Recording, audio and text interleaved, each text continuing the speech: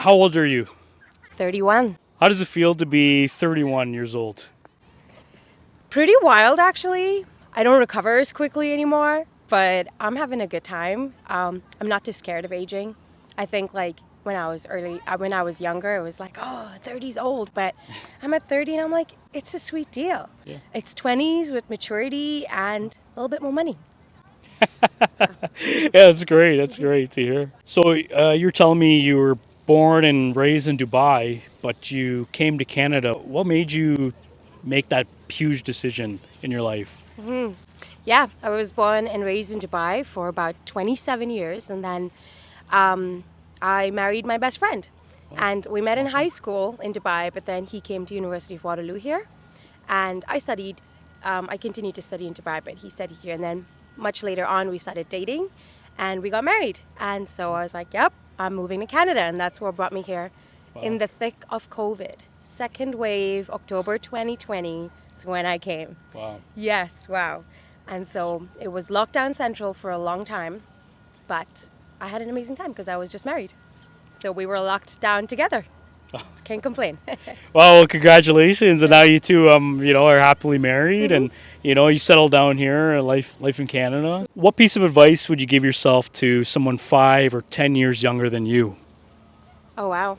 I guess something I have learned the importance of in the last like decade and continue to hold will hope I hope to continue to hold it very central for the rest of my life is like two pieces of advice.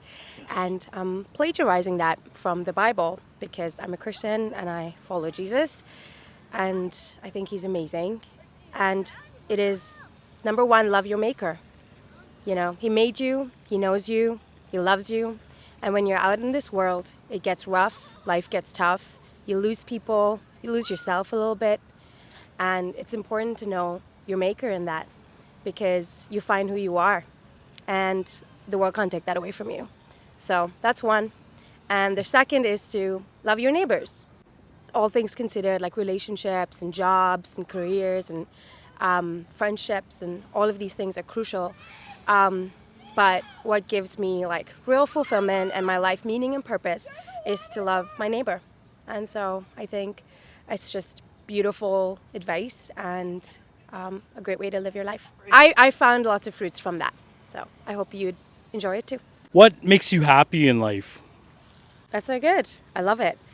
What makes me happy? It keeps changing in the seasons, you know. I think a couple of things that just always make me happy is being around friends, being around having real connections and relationships with friends, doing activities together, whatever that might be. Something mundane is going for a walk or like even just going on a little holiday together. Um, and my husband, he's so great. Our relationship, one that's just really great friendship and a really great love. And so being with him makes me super happy. Great food. I come from an Indian background and lived in the Middle East. So I have, my parents were amazing chefs.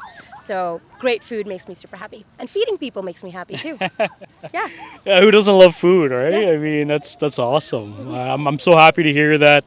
You have a supportive husband, and you support your husband. That's an amazing bond to have, right? And I'm married myself, two little ones, No so way. it's important Sweet. to have that a partner that's there for you Yeah. throughout your journey, right? That's Absolutely. that's what you need. I'm so happy to hear that. What are your biggest regrets in life? Ooh, my biggest regrets in life. Dubai is a great place, but when it comes to the work scene, it's a big hustle.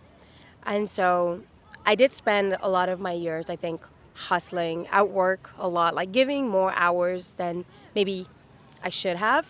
And in time, I think like losing a little bit with my family and friends. And just important to realize moments with family is fleeting. You know, I've lost both my parents, my mom when I Ouch. was 18, and my dad just a couple months ago. Oh no. So, like, really just realizing time together with the people you love and like investing that is important. And so, to like use that filter with every decision that you spend your time on. So, yeah, I'm really sorry to hear you lost your thanks. parents. I actually lost my dad too when I was 5 months old. I was a little Yeah. baby, so it was tough growing up Oh, man. myself. Trying to figure out life, how to Yeah. get by, and do I choose the wrong path or do I choose the right path? I decided I'm going to choose to be a better person in the world, right? Try to figure things out. It's tough. It's tough not having a parent. I'm sorry to Yeah. hear that Thank you you. lost your parents, and I know that it'll make you a lot stronger. Yeah. I know it will.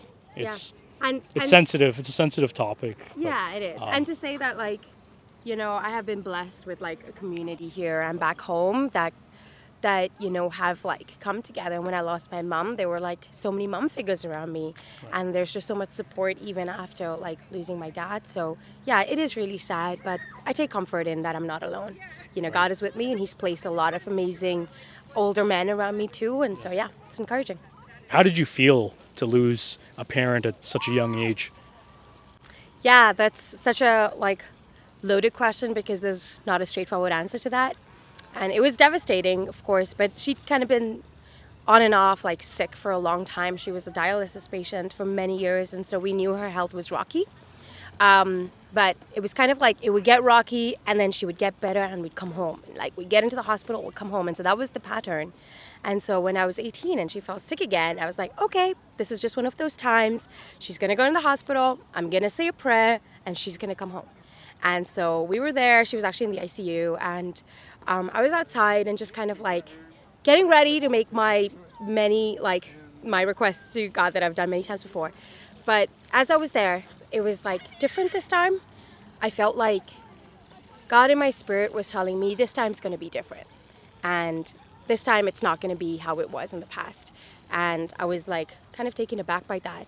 But, I still want to go ahead and pray. But like as I closed my eyes and I opened my mouth to say the words, like different words came out.